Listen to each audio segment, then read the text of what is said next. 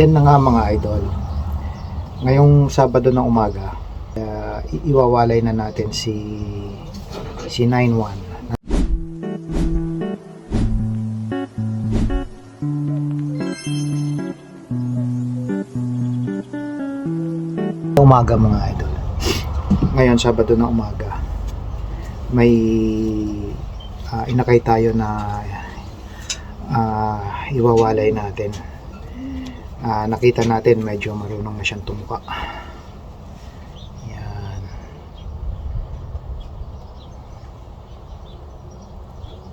Yan. Yan yung pakpak niya. Pwede na. Tuyo na. Yan. Kabila.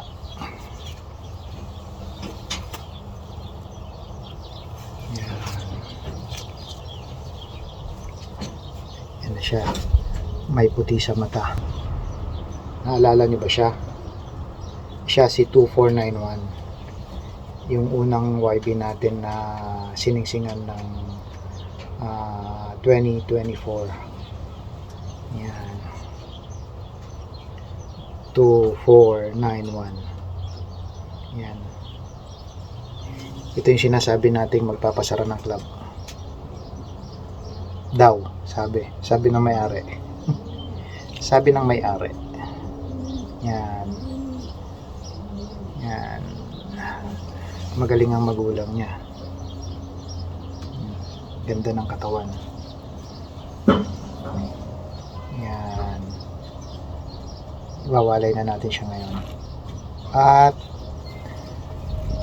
yung mga magulang niya within this week magpipisa na naman, kaya kailangan na siyang humiwalay. Linisin muna natin yung singsing niya. Tissue malinis siya pagdating na dun sa bago ng kulungan.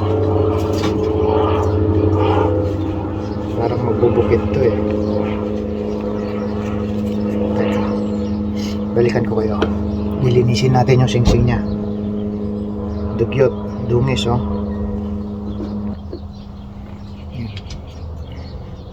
Balik tayo kay 91. Lilinisin natin muna yung singsing niya bago siya may walay. Para wala siyang kahit na anong dumi sa katawan. Pagdating niya dun sa kulungan niya.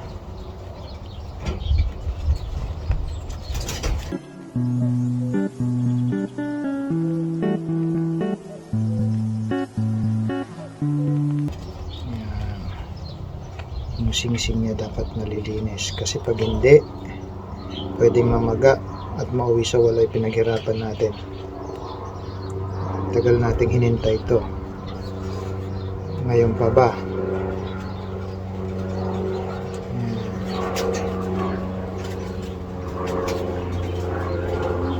Mga 3 weeks lilipad na to.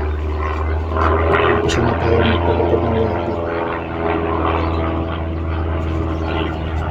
Siya ang kauna-unahang 2024 na lilipad natin.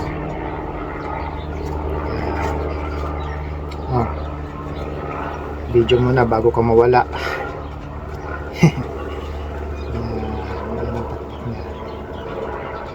Malalapad ang gitna, maninipis yung unang tatlo. Palatandaan na paaasahin lang tayo nito. Paaasahin. Ito yung mga ibong magpapasakit sa league natin pagdating ng karera. Bakit? Hindi siya uuwi. Bye.